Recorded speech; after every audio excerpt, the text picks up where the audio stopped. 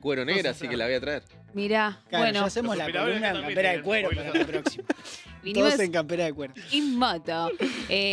Bueno, Manu, ¿qué onda? Venimos a hablar un poquito de contexto internacional, ¿no? Porque, bueno, están pasando unas cositas. Sí, ¿no? Creo que pasaron, para decirlo así, muchas fotos importantes en poco tiempo, muchas reuniones que mueven las cosas, ¿no? O sea, que cambian el tablero de lo que pasa en el mundo, que se mueven las fichas.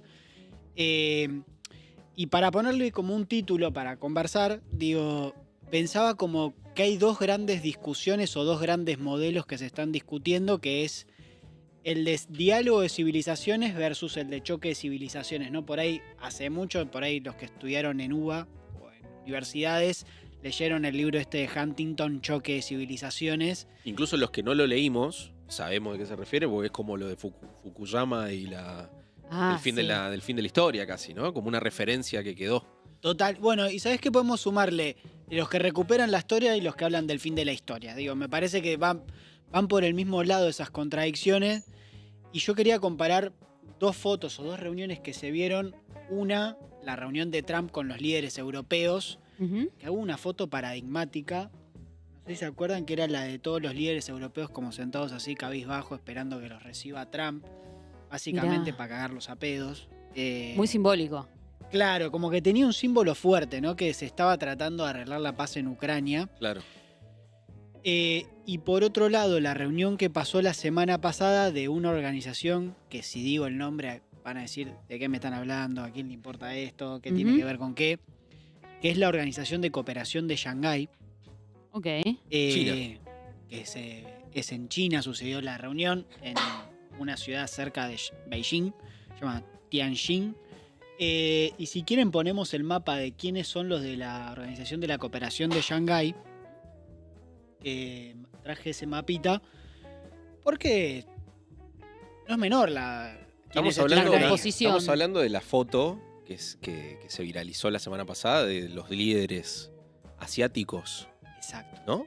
Estamos desde Putin, que podemos decir diríamos que puede ser un líder asiático, ¿no?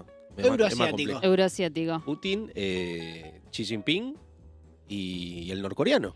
Pasamos Sí. el video acá que se les filtró una conversación de ellos hablando de la vida eterna, de cómo Sí. se podía, o no sé si la vida eterna, pero vivir muchísimos años, ¿no? Y hablaban algo de los órganos, digo, de cómo conservar los órganos y extender la vida, ¿no? Muy interesante esa charla para analizarla, no desde un lugar como biológico, sino como de esta idea de trascender en el poder y de una idea como de figuras muy fuertes que quieren medio como vivir para siempre, ¿no? Es una cosa bastante particular. Como la idea de la trascendencia está Sí. fuerte ahí, ¿no? Que me parece que está bien fuerte. También estaba Narendra Modi, que es el presidente de la India. Sí, claro. Entonces estamos hablando de que básicamente un tercio de los líderes de la población mundial, un tercio del PBI global, se juntó hace una semana junto con otros líderes, entre ellos el de Indonesia, que es la cuarta país en población, el canciller de Brasil, el Claro. presidente de Turquía. O sea, hablando de las principales potencias emergentes, se juntaron hace una Ahí semana. está la foto, mirá. Claro, en densidad poblacional concentran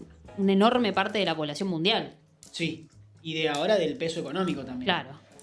Y a mí yo quería, digo, porque para hablar del hoy está bueno pensar de dónde vienen las cosas y por qué surge esta organización. Nace en el 2001. Ujú. ¿En qué contexto? Atentado a las Torres Gemelas. Justo hoy, 24 años. 11 de septiembre, es No lo verdad. había pensado. Justo hoy. Mirá. Me rompiste al medio. Es verdad, mirá vos. Tengamos cuidado con llamarlo como es, porque YouTube es muy sensible. Ah, Así que verdad. situación con los edificios mellizos. como hicieron Sí, ayer. es verdad. El atentado. Que básicamente desembocó en que en la intervención armada de Estados Unidos en Afganistán. Mm. Afganistán, si uno lo piensa, está en el corazón de Eurasia. Y es limítrofe con Rusia, con China y prácticamente también con la India. ¿Y para qué forman esta organización estos países que son entre los cuales están esta organización? Rusia, India, China, Pakistán, y todos los países ex Unión Soviética tienen esos nombres raros, Turkmenistán, bueno. Uzbekistán. Sí, están todos ahí para que básicamente para defenderse, para establecer una agenda común de seguridad y generar intercambio de información y política de defensa y seguridad e inteligencia alrededor de la inestabilidad que generaba el terrorismo en la zona. ¿Qué quiero decir con esto? Que el problema de la inestabilidad y de la intervención armada sobre Afganistán, no solo desde el punto de vista del problema de la seguridad para esos países, sino también de la inestabilidad geopolítica que generaba, era principalmente para esas potencias emergentes, no solo para Occidente. Y a partir de ahí establecen una agenda de cooperación común. ¿Y qué quiero decir con esto? Que buscaban generar una agenda de estabilidad, orden y paz, es decir, un diálogo de civilizaciones no exento de conflictos. Porque una cosa es que vos busques la paz y otra cosa es que digas, che, no existen los conflictos. Entre la India y Pakistán se Claro. cagaron a tiro Estuvimos hace hablando poco. de eso todo este año casi. India y China tienen un conflicto limítrofe donde una vez por año sin armas, representantes de ambas fuerzas armadas literalmente se cagan a palos en la frontera como una especie hasta cuestión casi lúdica. O sea, estoy hablando, para ponerlo en algo muy gráfico, puede ser que parezca que uno lo banaliza, lo que hoy no es que esta unión está exenta de conflictos. Sí, lo que dice es respetamos ciertos principios básicos y tenemos ciertos intereses comunes que nos unen. Y que eso es lo que tiene que primar. Digo, porque me parece que justamente lo que se está dividiendo, o la gran división, y lo que hace que emerja esto que se llama multipolarismo, es que la potencia que ganó podríamos decir, la Guerra Fría, que planteó, dijeron, el fin de la historia, somos el único polo de poder en el mundo, básicamente el mundo va a tener que vivir en base a lo que nosotros creemos que son las reglas en las cuales a las que hay que vivir, y un poco podemos transgredir las reglas que acordamos, es decir, las Naciones Unidas, el principio de no intervención, respetar el Consejo de Seguridad, si los intereses nuestros no se respetan en algún lugar del mundo. Claro. Y medio que todos dijeron, che, invadiste Yugoslavia sin aprobación del Consejo de Seguridad en los 90, hiciste lo que hiciste en Irak sin aprobación, cometiste excesos comerciales, o por ejemplo ahora, le metés aranceles a todo el mundo por fuera de todas las reglas que vos mismo pusiste en la OMC, bueno, vamos a ir por otro lado. Y para mí la foto que pasó la semana pasada tiene que ver con eso, porque India y China tienen diferencias estratégicas, Pakistán e India también, China y Rusia tienen intereses, una alianza estratégica y vital, como Rusia y la India, pero básicamente lo que tienen en común es, che, ante la agresión de esta potencia, no solo hacia China, sino hacia el conjunto, que agregue las reglas que a todos nos convienen, hay que plantear otra alternativa. Es interesante, creo yo, a mí por lo menos lo que más me sorprendió es esta cercanía cada vez más estrecha entre Rusia y China, ¿no? En el marco de todo este lío global. Es que, a ver, Argentina como Estado siempre estuvo en contra de la anexión territorial por parte de Rusia de territorios de Ucrania. Eso tiene que ver con el respeto de la integridad territorial y el interés argentino sobre su territorio, que fue usurpado una parte, de ser coherente con eso. Claro, ser coherente con nuestro reclamo de las Islas Malvinas. Exactamente. Ujú. Porque si vos decís, che, está bien que te anexes Crimea, entonces está bien que los británicos Totalmente. te saquen parte de tu territorio. Ujú.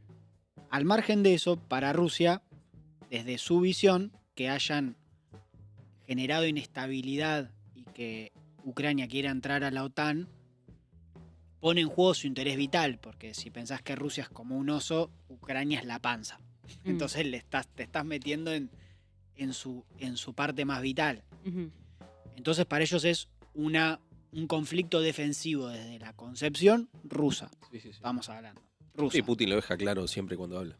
Es como... Su narrativa es esa. Exactamente. Y así lo viven. ¿Eso qué hace? Que Rusia necesita recostarse en China. Lo mismo que el ataque de comercial, geopolítico de Estados Unidos a China hace que se acerque a Rusia, porque tiene energía, tiene alimentos que China no se abastece. Entonces eso hace que haya una unión vital entre ambos. Y después, con lo del conflicto en Ucrania, el petróleo y el gas que dejó de venderle a Europa, Rusia gran parte se lo empezó a vender a la India, que la historia de vinculación entre India y Rusia es histórica. Tanto es así que aumentó, en la reunión Modi dijo, nuestra vinculación con Rusia es especial y estratégica. Entonces, que básicamente, ¿qué los une? El espanto, podríamos ponerlo así. Sí, sí, sí. Y ahí me parece que se planteó algo que tiene que ver con esto que digo, la diferencia entre diálogo de civilizaciones y choque de civilizaciones son los dos modelos que se están planteando a nivel global de cómo nos vinculamos entre las naciones del mundo. Ujú. El de diálogo de civilizaciones lo plantea así. Estabilidad, orden y paz, porque básicamente, aunque parezca loco, hoy Estados Unidos es percibido por los países del mundo, excepto por el gobierno delirante que tenemos ahora, como un factor de inestabilidad. Claro. Porque lo es efectivamente, porque te cambia las reglas todo el tiempo. Ujú.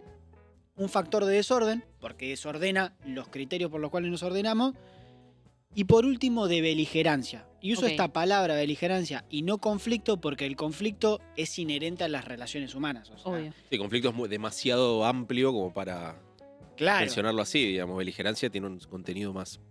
agresión. Exacto. ¿Me entendés? Como porque entre India y Pakistán hay un conflicto. Entre China e India hay conflictos. Y como lo puedo ver con otros, pongo por ahí los más paradigmáticos que por ahí conocemos todos, pero otra cosa es la beligerancia, que es la que te propone Trump. Si no hace lo que quiero, o también te lo pongo en los tecnobros, ¿viste? O sea, que viven en esa torre de marfil, que tienen la idea de que vamos a gobernar el mundo de esta manera sin importar la realidad. Ujú. Y eso genera una beligerancia, digo, cuando vos ves una agresión tan sistemática y un mundo tan desigual y tan injusto, ¿en qué termina? En quilombo. Claro. Porque si el modelo es, lo único que importa es que ganemos guita a través de la finanza, la tecnología y la sociedad que se arregle como pueda, tanto es así que no nos importa tanto que voten Mm. o que participen de alguna forma o estén tenidos en cuenta, y eso va al conflicto Claro. y la beligerancia, porque es una agresión a la población permanente. Ujú. ¿Y cuál fue el punto que se planteó ahí, el planteo que hizo China como anfitrión, podríamos decir, que hizo un planteo de... lo llamó Iniciativa de Gobernanza Global. Es decir, Ok. en un punto, ante el mundo en desorden, bueno, ¿cuál es nuestra iniciativa para la gobernanza global? Ujú. Que me parece que es interesante para pensarnos cómo Argentina, siempre en esto que venimos acá charlando de cómo Argentina hace respetar su interés nacional, cómo, Claro. ¿qué le conviene? O sea, ¿qué mundo le conviene a Argentina? ¿El de choque de civilizaciones o el de diálogo de civilizaciones? Porque a esto es al punto que para mí es lo que vale la pena discutir más allá de la foto, que los pormenores, digo, yo soy medio nerd y me gusta como meterme, bueno, ¿qué dijo uno? ¿Qué Claro, dijo el sí, otro? sí, sí. Pero para la discusión política o de nuestra sociedad, para mí, la discusión de cara a nuestra sociedad y la diferencia con Milei es esa, es, vos vas al mundo del choque de civilizaciones, ¿ese es el que querés? O sea, en el mundo donde no existen dos estados en Medio Oriente, el mundo donde vos te acomodás con cualquier agenda que ponga Estados Unidos y rompés toda la tradición de la política exterior argentina, o vamos a un mundo donde no es que no hay conflictos, sino que hay ciertos principios básicos que las principales potencias, como liderazgos por peso, llevan. Y acá voy. ¿Cuáles son las críticas que hace en ese documento China, que me parece que tiene relevancia no por hacer seguidismo de China, sino por decir el anfitrión que planteó? Mm. Que los demás de alguna manera acompañaron. Uno, que los déficits actuales del mundo tienen que ver con subrepresentación del sur global, algo que Ok. Argentina viene planteándose mucho, inclusive en el Consejo de Seguridad de las Naciones Unidas. Inclusive, por ejemplo, cuando Argentina en el 2014 planteó los mecanismos de renegociación de deuda, era una iniciativa del sur global. Donde básicamente las potencias occidentales fueron las que se oponieron. O sea, en eso hay comunión, podríamos decir. Punto 2. Erosión de la autoridad de todo el sistema de organizaciones multilaterales. ¿Qué significa? Que la ONU, cuando todo el mundo dice la ONU no sirve para nada, claro. Si los que la crearon después no la respetan, ¿para qué va a servir? Sí, tiene sentido. ¿Me entendés? Es como que tu mamá te diga, bueno, a las 8 comemos, pero comiste a las 9:30, o sea, no hay una regla, o sea, es cualquier cosa. Y después falta de eficacia. Me Ok. parece que este es un punto clave, es decir, ¿para qué participo si no sirve para nada? O sea, tuvimos una pandemia global donde se pudieron articular algunas cosas, pero los mecanismos de articulación regional y mundial fueron hiperdeficientes. O el FMI, ¿a quién ayudó de verdad cuando fue la pandemia? Mm. ¿Se puso al hombro de verdad? O sea, o básicamente siguió en la lógica de hacer la propia, sostener el mismo esquema y no revaluar nada de fondo. Digo, porque terminó la pandemia, vino la guerra de Ucrania y tuvimos el mismo acuerdo que nos planteaban antes de todo eso. Sí, sí. O sea, y ya todos lo perciben. Ujú. Ese es el problema. Ya todos perciben eso. Entonces, ¿cuáles fueron los 5 puntos que se plantearon ahí? ¿Qué fue? Mm. Para guiar el nuevo modelo de gobernanza global. Igualdad soberana, que me parece que es algo que es básico, que es nadie vale más por su peso económico específico a la hora de respetar su territorialidad y sus derechos. Clave. Básico también, ¿no? Pero bueno. Es que estamos como hablando otra vez. Yo lo pienso también en nuestro país. A veces volvemos a hablar de lo básico y es necesario. Y por más que parezca a veces como, bueno, pero esto ya lo sabemos. Sí, pero ¿sabes qué pasa? No lo cumplimos. O sea, que la gente tenga 4 comidas, hay que volver a plantearlo, porque es lo que no pasa. Es decir, respetar la soberanía, hay que volver a decirlo. Sí. Respetar el derecho internacional, Ujú. un multilateralismo que funcione. Sí.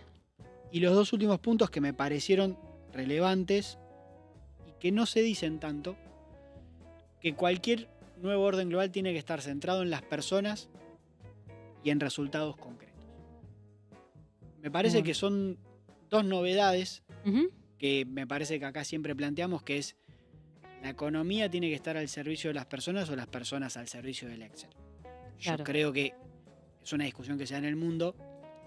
Sí, entender la economía como una ciencia social que abarca también el bienestar de los humanos, ¿no? Ujú. O sea, después ahora viene Gonzalo en un ratito también para hablar de ese tema, pero sí, me parece re importante y también me parece vital analizar todas estas cuestiones para también analizar la política y las cuestiones domésticas, ¿no? Total. No, y Porque- la cuestión, y la